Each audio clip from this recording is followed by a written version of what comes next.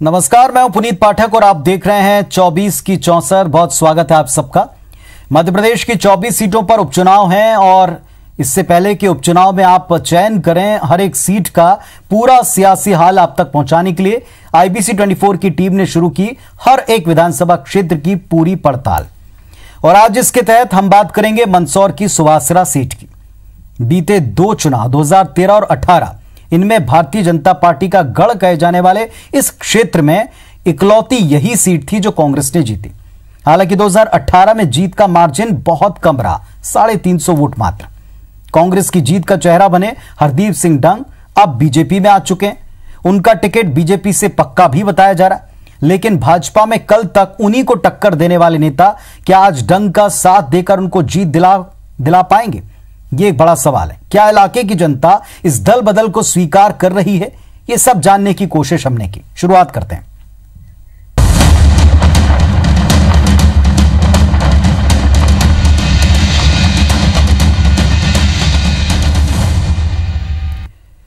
मंदसौर की सुवासरा सीट पर सबसे पहले अगर हम इसकी गणित को देखें, हमेशा से बीजेपी कांग्रेस की कड़ा मुकाबला यहां देखने को मिला।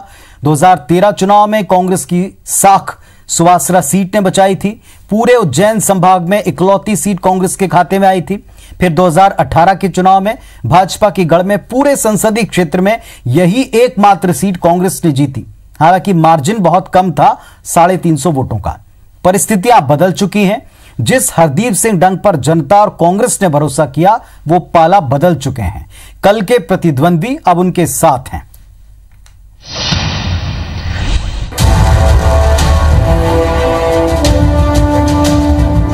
करीब 3 लाख से अधिक की जनसंख्या वाले सुवासरा विधानसभा क्षेत्र में अब तक भाजपा का पड़ला भारी रहा है। साल 1962 से अब तक सुवासरा सीट से एकमात्र महिला विधायक चुनी गई। इसके अलावा हमेशा पुरुषों का ही कब्जा रहा। साल 2008 में भाजपा के राधेश्याम पाटीदार ने कांग्रेस के हरदीप सिंह डंग को शिकस्त दी। इसके बाद साल 2013 और 2018 के विधानसभा चुनाव में कांग्रेस के हरदीप सिंह डंग भाजपा के राधेश्याम पाटीदार को शिकस्त देते आए हैं। लेकिन इस बार माजरा बदला हुआ है। मार्च में सियासत ने कुछ ऐसी करवट ली कि कांग्रेस सरकार का तख्ता पलट हो गया। 22 जीते हुए कांग्रेसी विधायकों ने इस्तीफा देकर पाला बदल लिया। नतीजा, हर सीट पर कल तक के धुर प्रतिद्वंदी अब एक साथ एक पार्टी के झंडे तले खड़े हैं। 2018 के विधानसभा चुनाव में जहां भाजपा ने राधेश्याम पाटीदार को हरदीप सिंह डंग को चुनाव हराने की चुनौती दी थी, उन्हीं पाटीदार पर अब हरदीप सिंह डंग को जिताने की जिम्मेदारी है। और यही इस सीट पर भी सबसे बड़ा सियासी पेच है, क्योंकि हरदीप सिंह डंग की भाजपा से उम्मीदवारी आला कमान के इशारे के मुताबिक तय है। ऐसे में पाटीदार समर्थक कार्यकर्ताओं को अब हरदीप सिंह डंग के लिए प्रचार में जुटना और जिताना इतना आसान नहीं रहने वाला है। हालांकि बदले समीकरण के बीच जीत को लेकर बीजेपी और कांग्रेस के अपने अपने दावे हैं। यहाँ की जनता, चाहे वो भारतीय कांग्रेस किसी भी चेहरे को लाए, यहाँ पर कोई फर्क नहीं पड़ेगा। यहाँ पर कमल का फूल खिलेगा, यहाँ पर राष्ट्रीय हित जीतेगा। और भारतीय जनता पार्टी जो पूरे मंदसौर जिले में संसदीय क्षेत्र में 7 सीटें यहाँ पर भारतीय जनता पार्टी की है। मैं अच्छी तरह से समझता हूँ, क्योंकि पिछले कई वर्षों से मैं इस क्षेत्र में आता जाता रहता हूँ। हर गांव की समस्या मुझे अच्छी तरह से ध्यान है और मैं उन सब समस्याओं के समाधान के लिए प्रयास करूंगा। लोगों के साथ मिल बैठ के उन समस्याओं का निदान करूंगा। सुवासरा विधानसभा के वोटर गणित को समझे तो यहाँ तकरीबन 2,55,410 मतदाता हैं, जिनमें 1,31,093 पुरुष मतदाता हैं, तो 1,24,309 महिला मतदाता, जबकि 8 अन्य कैटेगरी के मतदाता हैं। इनमें 28% यूथ वोटर है। सुवासरा पाटीदार, पोरवाल, सोंदिया राजपूत बहुल क्षेत्र है। साथ ही बंजारा समाज का भी अपना दबदबा है, जो किसी भी दल का चुनावी गणित पलट सकता है। साथ ही सुवासरा विधानसभा में सीतामऊ, सुवासरा और शामगढ़ 3 बड़े नगरीय इलाके आते हैं। सुवासरा इलाके की तासीर बताती है कि यहाँ हमेशा वोट स्विंग होता रहा है। इसकी एक बड़ी वजह है 28% युवा वोटर का होना। साफ है कि यहाँ प्रत्याशी का चेहरा और उसके पिछले काम मायने रखते हैं। दीपक शर्मा, IBC 24, सुवासरा। सुवासरा विधानसभा में होने वाले उपचुनाव में दोनों दलों की साख दांव पर रहने वाली है। कांग्रेस का दामन छोड़कर बीजेपी में आए हरदीप सिंह डंग को बीजेपी से टिकट मिलना तय है। लेकिन कांग्रेस पार्टी को अभी ऐसा चेहरा तलाशना है जो इस सीट को वापस उसकी झोली में डाल सके। पिछले विधानसभा चुनाव की बात करें तो यहां जीत का मार्जिन 400 वोट से कम 350 वोट था और ऐसे में सुवासरा का सिरमौर वही बनेगा जो जनता के मन को और उसकी नब्ज को सही वक्त पर समझ पाएगा।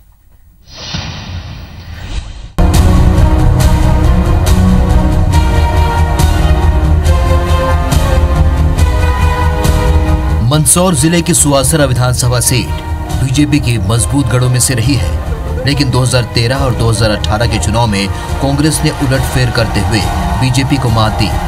कांग्रेस के टिकट पर हरदीप सिंह डंग ने भारतीय जनता पार्टी के उम्मीदवार राधेश्याम पाटीदार को शिकस्त दी, लेकिन इस बार हरदीप सिंह डंग कांग्रेस का साथ छोड़कर बीजेपी का दामन थाम चुके हैं। इस बार उनकी टिकट भी लगभग तय मानी जा रही है, लेकिन बदले हुए सियासी समीकरण में हरदीप सिंह डंग की जीत की राह इतनी आसान नहीं रहने वाली।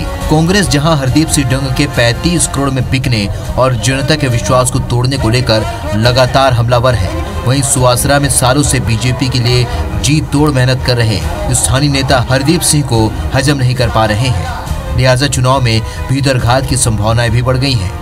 बीजेपी नेता भले ही खुलकर हरदीप सिंह का विरोध नहीं करते, लेकिन नसीहत देने का कोई मौका भी नहीं गंवा रहे हैं। जो कांग्रेस छोड़कर आए हैं उनको देखना पड़ेगा कि दो उनकी विचारधारा अलग थी, आज भारतीय जनता पार्टी में आए विचारधारा अलग है, तो इसमें समन्वय बिठाने की पूरी जवाबदारी मैं ऐसा मानता हूं कि उनकी खुद की रहेगी, हरदीप की खुद की रहेगी।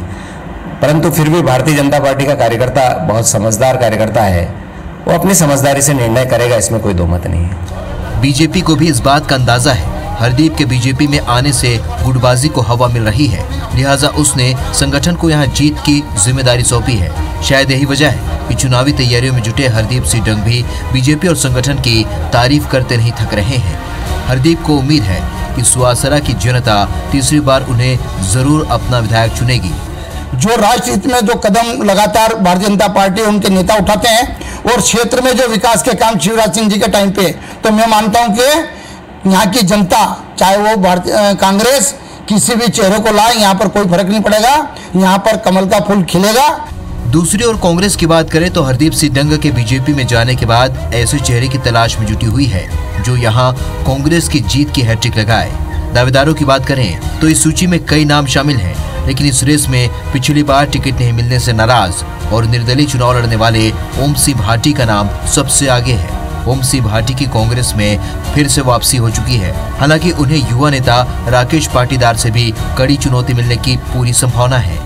कि कमलनाथ जी ने अपने इन 15 महीने के शासनकाल में हर वर्ग को मदद करी, किसान क्या, व्यापारी क्या, कर्मचारी क्या, मजदूर क्या, हर वर्ग को कमलनाथ जी ने मदद करी। पब्लिक कांग्रेस का पुनः शासन चाहती है। यूथ को तवज्जो देने में ये एक आशा अपेक्षा रहती है कार्यकर्ताओं को कि हमारी लड़ाई लड़ सकता है, आदमी में एनर्जी रहती है, समय समय पे लोगों के बीच में आसानी से उपलब्ध हो जाता है। हमको जमीन पे लड़ाई लड़नी है तो उसमें सारे युवाओं का साथ चाहिए और यूथ कार्य तो होना ही चाहिए यहाँ पे उम्मीदवार। सुवासरा सीट पर कांग्रेस के प्रत्याशी के तौर पर मीनाक्षी नटराजन के नाम की भी चर्चाएं हैं, लेकिन मतदाताओं का झुकाव क्षेत्रीय प्रत्याशी की ओर ज्यादा है, लिहाजा कांग्रेस फूंक फूंक कर कदम रख रही है। बहरहाल बदले सियासी समीकरण में सबसे बड़ा सवाल यही है कि सुवासरा की जनता इस बार किस पर अपना भरोसा जताएगी, क्योंकि पिछली बार उसने जिस नेता पर अपना विश्वास जताया वो उन्हें धोखा देकर उस पार्टी के टिकट पर चुनाव लड़ने की तैयारी कर रहा है जिसके खिलाफ जनता ने अपना जनादेश दिया था। दीपक शर्मा, IBC 24, सुवासरा। तो मंदसौर जिले के अंतर्गत आने वाली सुवासरा विधानसभा सीट पर किसान हमेशा एक बड़ा चुनावी मुद्दा रहा। 2017 में हुए मंदसौर किसान गोलीकांड के बाद से इलाके की पूरी पॉलिटिक्स किसानों के इर्द गिर्द केंद्रित रही। क्षेत्र से निकल रहा दिल्ली मुंबई एक्सप्रेसवे केंद्र सरकार की बड़ी उपलब्धि है और यह बीजेपी कैंडिडेट को सपोर्ट करेगा, फायदा देगा। तो वहीं बीते साल आई बाढ़ के समय खुद कमलनाथ का दौरा करना सीएम के तौर पर और बिना सर्वे के मुआवजा देना यह कांग्रेस के लिए प्लस पॉइंट साबित हो सकता है।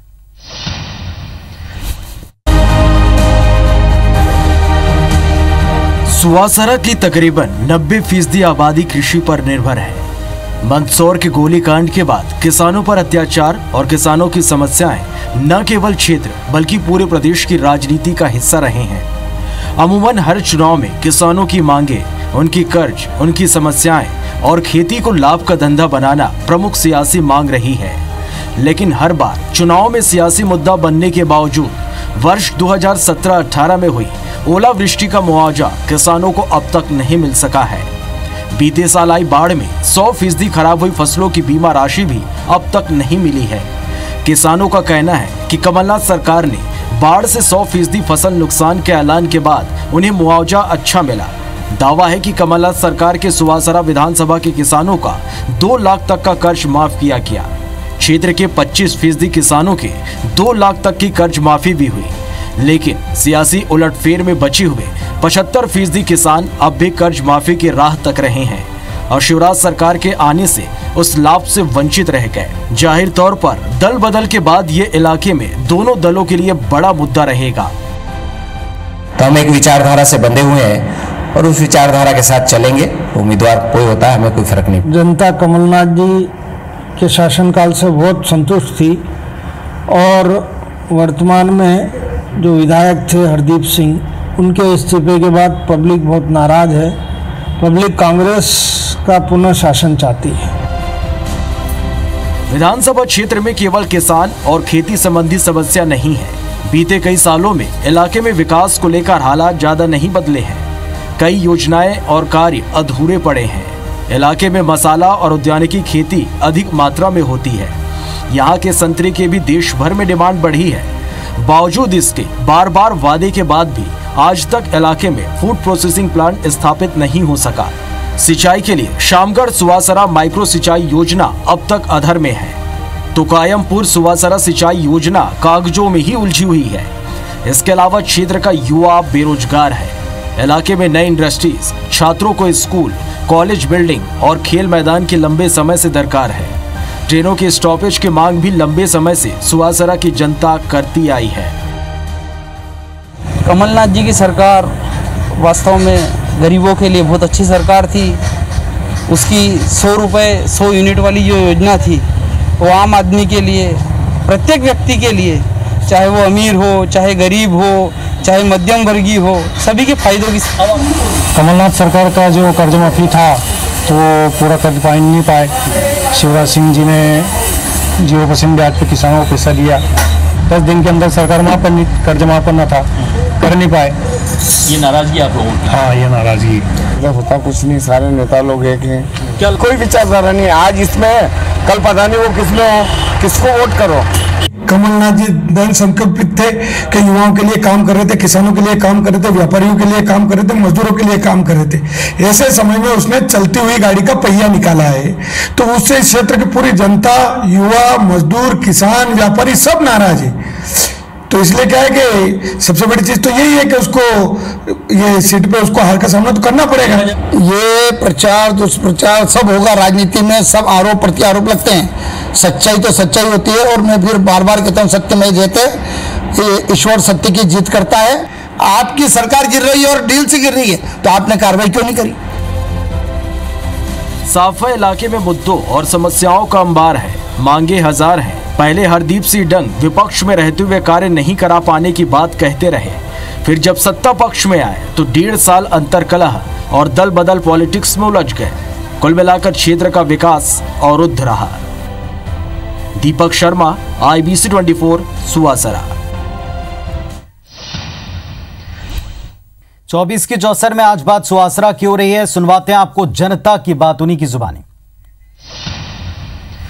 होता कुछ नहीं, सारे नेता लोग एक हैं, कोई विचारधारा नहीं। आज इसमें, कल पता नहीं वो किसमें हो, किसको वोट करो। मेरी लाइफ में जो कमलनाथ जी सीएम तो अभी तक मैंने भी नहीं देखा। लोगों के बैंक के माफ हुए, कर्जे माफ हुए, ऐसा अभी तक मैंने पहले नहीं देखा कि कौन से भी सीएम रहे। उनके व्यक्तिगत व्यवहार की वजह से जो वोट बैंक है उनका वो फिक्स है और अभी भी ऐसा ही लग रहा है कि हरदीप सिंह डंग फिर से बाजी मार सकते हैं। कर्जा वर्जा सब माफ करके सब काम अच्छा किया कांग्रेस। हाँ, कमलनाथ जी की सरकार वास्तव में गरीबों के लिए बहुत अच्छी सरकार थी। उसकी 100 रुपये 100 यूनिट वाली जो योजना थी वो आम आदमी के लिए, प्रत्येक व्यक्ति के लिए, चाहे वो अमीर हो, चाहे गरीब हो, चाहे मध्यम वर्गीय हो, सभी के फायदों की। चलिए अब आपको सुनवाते हैं कांग्रेस के बागी हरदीप सिंह डंग, जो अब बीजेपी में आ चुके हैं। उनके सामने भी कुछ चुनौतियां हैं।